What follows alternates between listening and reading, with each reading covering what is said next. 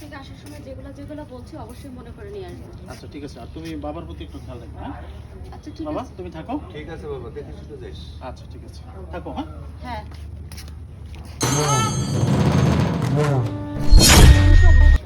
হ্যাঁ, কি সমস্যা? এইখানে বসে বসে গান্ডা পিন্ডা গিলতে গিলতে শরীরটারে তো বানাইছেন একবার হাতির মতো। বাড়িতে কি কোনো কাজকর্ম করা যায় না, নাকি সেইগুলো আপনার করতে মন চায় না? বৌমা, এই বয়স আমি কি করব? এখন তো ওহো, কাজ করার মতো বয়স নেই আমার। ও কাজ করার মতো বয়স নেই, 3 বেলা 3 ওয়াক্ত প্লেট ভরে গিলার অভ্যাসটা আছে না? শোনেন, আমার সংসারে থাকতে গেলে না আপনাকে কাজকর্ম করেই খেতে হবে, আর সেটা যদি না পারেন না তাহলে এই বাড়ি থেকে বের হয়ে যাবেন। আর হ্যাঁ, আরেকটা কথা, এই কথা যদি আপনি আপনার ছেলের কানে তুলেছেন না, তাহলে এই বাড়ি থেকে না, এই পৃথিবী থেকে একবারে সরিয়ে দিব আপনাকে। যত সব ঠিক ঝামেলা। আছে মা, বলবো না। ই আল্লাহ, এ কি শুনতাছি? এত আশা করে ছেলেরে বিয়ে করাইলাম, সুখে শান্তিতে থাকবো। যত সব ন্যাকামো ন্যাকামো দেখে একবার শরীরটা জ্বলে যায়। আবার ছেলেকেও বলা যাবে না। ঠিক আছে। রিমু, মা রিমু, কি রে, কই গেলি তোরা? মা, তুমি কেমন আছো? কি রে মা, ভালো আছিস?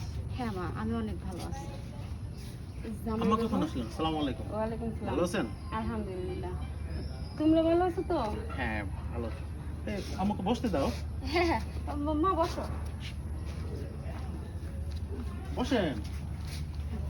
বসো। কি রে মা, আমার মুখটা শুকনো শুকনো। না না আম্মা, কোনো সমস্যা নেই, রাতে একটু জ্বর ছিল তো, ঠিক হয়ে যাবে, সমস্যা নেই। এই তুমি দাঁড়িয়ে আছো কেন?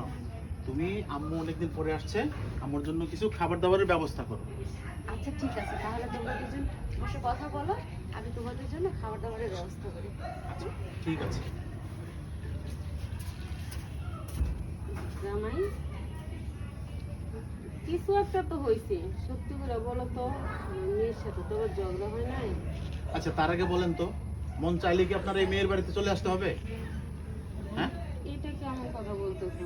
আপনার ভাইয়াচারি নাই, আপনার বাবার বাড়ি নাই, আপনি ওখানে যেতে পারেন না, মন চাইলো আর মেয়ের বাড়ি চলে আসলেন। লজ্জা শরম আছে কিছু আপনার? বাবা 2 দিন আগে না গেলেন? দেখো, আমার সবই তো আছে, একটা মাত্র মেয়ে। এই মেয়ের কাছে যদি আমি না আসি তাহলে তো আমার পরানটা ছটফট করে। তাই তো চলে আসি রে বাবা। দেখতেই তো পারতেছেন আমরা অনেক সুখে আছি, তো আপনি আমাদের মাঝে সুখের মাঝে আইসা শুধু শুধু কেন বিশৃঙ্খলা করেন? হ্যাঁ, হাই হাই, এটা তুমি কি কো বাবা? আমি আবার তোমার সংসারে কিসের বিশৃঙ্খলা করলাম? কারণ আমি তো তোমাদেরকে দেখতে আসি, আর আসার সাথে সাথে কত সম্মান করলাম, এখন আমার অপমান করতেছো। অপমানের কিছু না, আপনার আসলে লজ্জা নাই, তা না হলে